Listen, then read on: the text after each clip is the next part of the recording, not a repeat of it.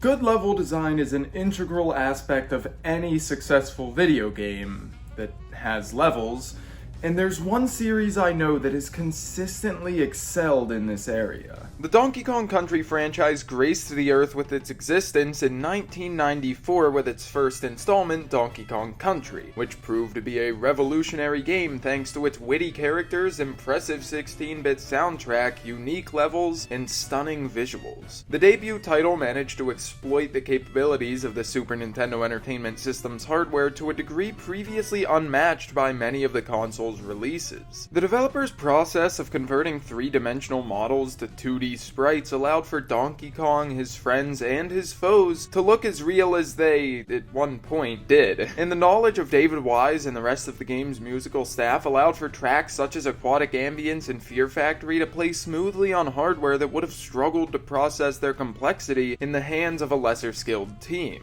What's perhaps the title's and the entire series' most notable feature, however, as previously mentioned, is its level design. Donkey Kong Country Tropical Freeze, the newest installment in the series, contains a vast expanse of immersive stages, all complete with unique themes, layouts, and hazards, and it wasn't long before the release of this title that Donkey Kong Country Returns was created, which was equally impressive for its time, its release marking a grand return for the series after a 14-year hiatus, which began following the release of Donkey Kong Country 3 Dixie's Double Trouble. This title, which released in 1996, 2 years after the original and only a single year after its predecessor, also adhered to the high standards of level design that the series had maintained, but in this video, I'm here to talk about the original release. Donkey Kong Country contains 40 levels, all uniquely identifiable to some degree, and I've compiled a list of my 10 favorites, just as I've done for the most recent 2 installments in the series. As is the case with these types of videos, please note that this list is based solely upon my own opinions. Now, here are my top 10 favorite levels in Donkey Kong Country. Throughout his many years of roaming through vast expanses, Donkey Kong has made a number of friends that have helped him along the way, with one of the most consistently present of them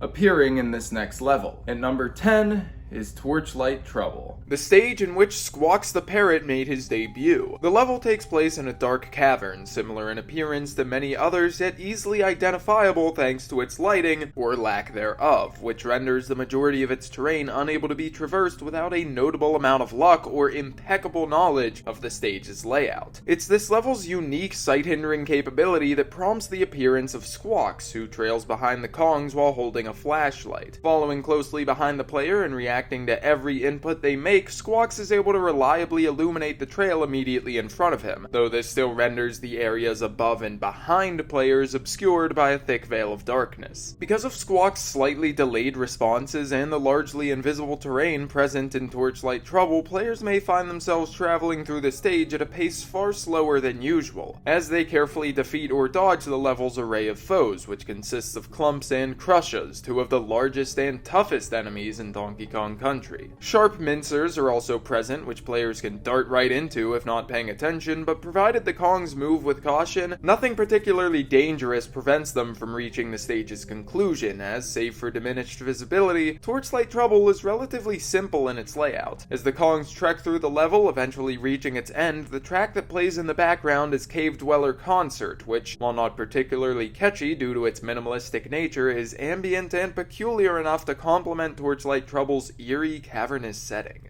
Some of the most well-known levels in the Donkey Kong Country series, for reasons both good and bad, are the levels in which the Kongs must ride in a minecart to proceed, and this next level is one of them. At number 9 is Minecart Madness. While minecart levels present in the more recent installments are well known thanks to the chaotic visuals and unpredictable occurrences present within them, in Donkey Kong's first adventure these stages lacked the aforementioned features. Their backgrounds are bland and their obstacles are equally mundane. Instead, what made these levels so infamously known were their difficulties. Many of the obstacles present in them appear on screen mere frames before they must be dodged, making minecart levels some of the most difficult roadblocks present in the original trilogy. The first of these levels requires players to jump across gaps and above enemies while remaining in their cart. However, Minecart Madness, the second of these fast-paced stages, is different in one major way. As the Kongs enter this level and jump over their first obstacle, the minecart they had been using as a vehicle does not come with them. With the Kongs now detached from the minecart, they're soon forced to jump over a gap which their vehicle plummets into and land onto another minecart to continue their journey. The rest of the stage is complete with similarly treacherous pits that players must jump across by leaping from various minecarts. Eventually, the carts that the Kongs must ride become occupied with enemies who must be defeated before the vehicles can be used in the protagonist's favor. Following a split path and more enemies, the Kongs will approach the level's end and be freed of minecart levels for the remainder of their quest. One of the many aspects of Donkey Kong Country that has consistently been praised is the game's visuals.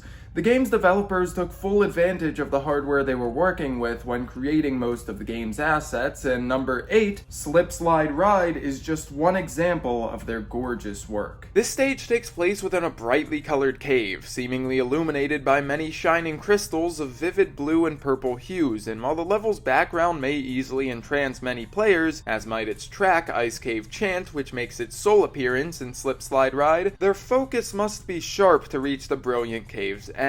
The level's defining gimmick and namesake is the plethora of blue and purple ropes present within it. Unlike the many swinging ropes and vines present in other sectors of Donkey Kong Island, these ropes, when grabbed, forcibly push the Kongs up or down due to their slippery texture. Blue ropes slide the Kongs upwards, while purple ropes pull them down, and while this unwanted movement can be minimally negated, players are still forced to react to any potential dangers rather quickly when they jump towards one of the many ropes in this level. Many of the ropes are suspended over chasms, and to make them even more dangerous, spiked zingers rest directly under or above many of them, further increasing the urgency of dismounting the slick ropes. Following a series of increasingly deadly pits that must be crossed, 2 purple ropes rest at the level's end, which must be scaled in a manner similar to that of wall jumping before the cave's exit is encountered, marking the conclusion of this stunning, yet hazardous level. Hailing from the same world as Slipslide Ride, that being Gorilla Glacier, and containing similarly threatening hazards, is number 7, Rope Bridge Rumble. This stage takes place in the canopies of a frosted forest, in which rests a collection of tree houses, as well as a network of bridges connecting them. This setting isn't solely for variety, however, as Rope Bridge Rumble makes players aware of their altitude, with many of the stage's obstacles taking the forms of massive, difficult-to-cross gaps. Yes, some of the spaces between trees can be crossed via conveniently placed bridges, but the multitude of those that can't must instead be traversed by hopping across scarcely placed tires. These tires bounce the Kongs high into the air, tasking them with safely landing. Occasionally, a single bounce off of a tire can provide players with enough distance to clear a gap. However, some chasms require numerous bounces off of a constantly moving tire to surpass, or even task players with hopping from one small moving tire to another. As if leaping to and from such minute mobile targets wasn't difficult enough, players are eventually tasked with timing their bounces as well, in order to avoid impenetrable walls of angry zingers. At most, the Kongs will be required to make 3 consecutive jumps across moving tires in order to cross the level's largest abyss and reach the end of the canopy's cold community alive. Early on in the stage, Winky the Frog can be discovered, who with his spring-like legs can provide the Kongs with more aerial maneuverability, though even with the help of their friend Frog, Rope Bridge Rumble is a tough yet fun level to complete. The following level's defining feature is similar in concept to that of Torchlight Trouble. However, in this stage, Squawks does not appear to light the way. At number 6 is Blackout Basement. In this factory-themed level, the lights flicker on and off at fixed intervals, forcing players to once again proceed with caution. While they are granted an unobscured view of their surroundings every few seconds, when the light vanishes, save for the Kongs and certain items near them, players are unable to identify their immediate vicinity.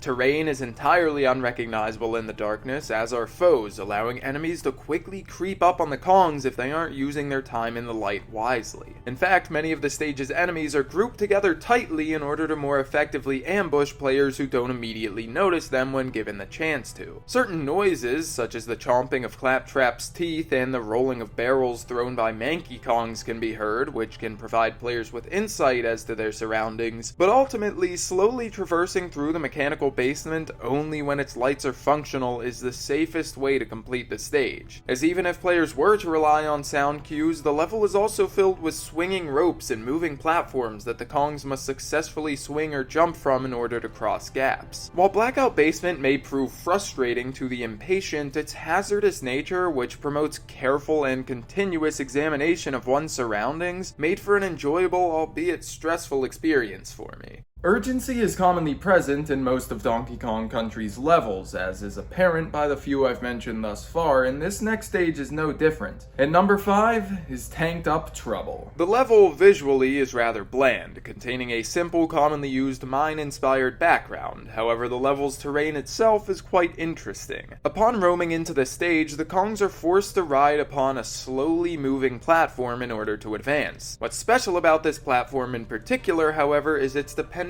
on fuel to progress. The floating machine is equipped with 5 lights, which serve to display how much fuel it has left before it plummets into the seemingly bottomless chasm below. And in order to progress, the Kongs must collect a number of inconveniently placed barrels of fuel scattered throughout the level in order to keep their ride mobile. Many of the barrels are located behind zingers, atop falling platforms, or high above lone tires, yet despite their unfortunate positions, players must go out of their way to collect nearly all of them, as one missed canister of fuel can cause their ride to fall before the next barrel is encountered. Tanked Up Trouble is one of the most stressful levels in Donkey Kong Country because of the constant state of worry brought about by the need to fuel this inanimate vehicle, and because of that, it's also one of my favorites. Because of the dated hardware that Donkey Kong Country runs on, the game is limited in its ways to present levels to players in unique manners, and so naturally some ideas were reused, with one of those being a lack of visibility, as number 4, Loopy Lights, is another level that's cloaked in darkness. In this stage, however, dissimilar to Torchlight Trouble and Blackout Basement, players can control the lighting of the cave they must traverse by making contact with numerous on-off barrels that are placed about the stage. These barrels, when touched, momentarily illuminate the caverns, making them easier for the Kongs to tread through, but their effects only last for a few seconds, and if Donkey or Diddy are unable to reach another barrel in the short amount of time they're granted before the level falls victim to darkness once more, they must carefully make their way through the stage with nothing more than the slightly visible eyes of their foes to guide them. As is to be expected, the level is complete with many dangerous enemies that can easily creep up on unsuspecting players, and a number of pits which must be crossed with the help of moving platforms and tires. The level is, in concept and structure, similar to Blackout Basement, though when the lights turn on and off is now a factor determined entirely by the speed at which the player progresses through the stage. Every time a barrel is touched, a timer is set, and if the players don't reach the next safe area before that timer runs out, the level is made exponentially more difficult. And this change in difficulty, determined by the skill of the player, is something entirely unique to Loopy Lights. The next level that I'll be discussing doesn't have any particular obstacle that defines it, nor does it have any peculiar mechanics that help it stand out.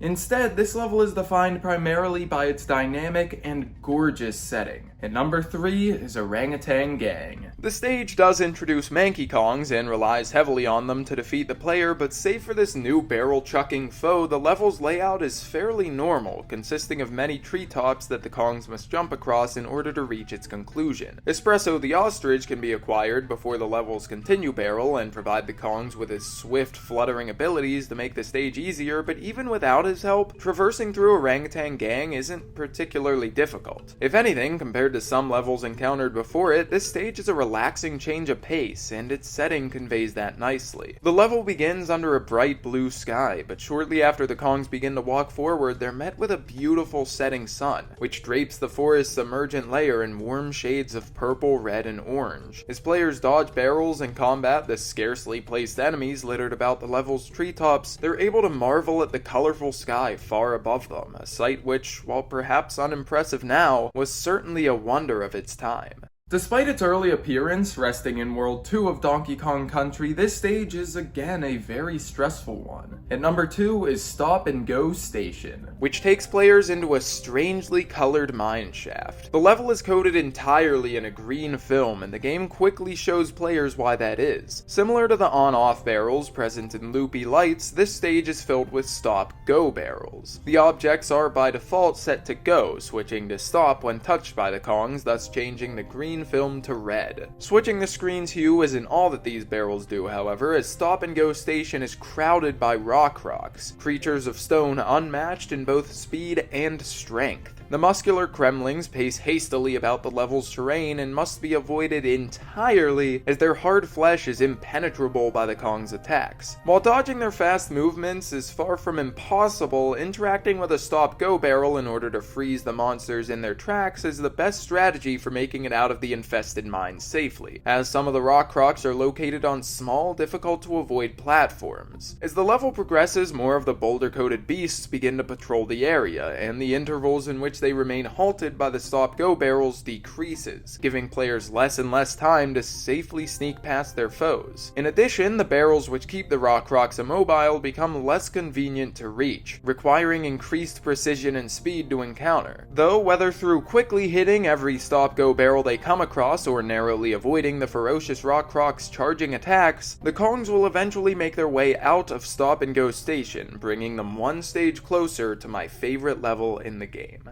Upon arriving at the game's fourth world, players are immediately greeted by a level with a climate far different and more intense than any they'd encountered prior. My favorite level in Donkey Kong Country is Snow Barrel Blast, serving as the introduction to Gorilla Glacier. This stage takes place near a forest, its evergreen trees cloaked in a thick layer of snow, as is the ground which the Kongs must walk across to proceed. Because of this snowfall, the entirety of the level's terrain is slippery, making precise movements far more difficult to complete. This icy attribute is only made more dangerous by the harsh angles at which much of the stage's land is sloped. As players cautiously advance across snow-capped earth and cross over wide chasms, they'll find that their visibility gradually diminishes as a harsh snowstorm begins to cause a whiteout within the area. As the snowflakes continue to fall in increasingly large groups, players will need to avoid diving neckies and cross bottomless canyons by launching from barrel cannons. With the snow, a squadron of zingers, and the barrel cannons' erratic movements all working against the Kongs, prevailing through the blizzard of Snow Barrel Blast proves to be a difficult challenge. And while much of the level can be skipped by misaiming a barrel cannon, whether intentionally or not, persevering through the increasingly bleak environment of Gorilla Glacier's opening act, avoiding its camouflaged foes and surmounting its awkwardly angled terrain is a rewarding experience. And so, while it may have stolen many of my lives, Snow Barrel Blast's chilling climate and daunting dangers make it my favorite level in Donkey Kong Country.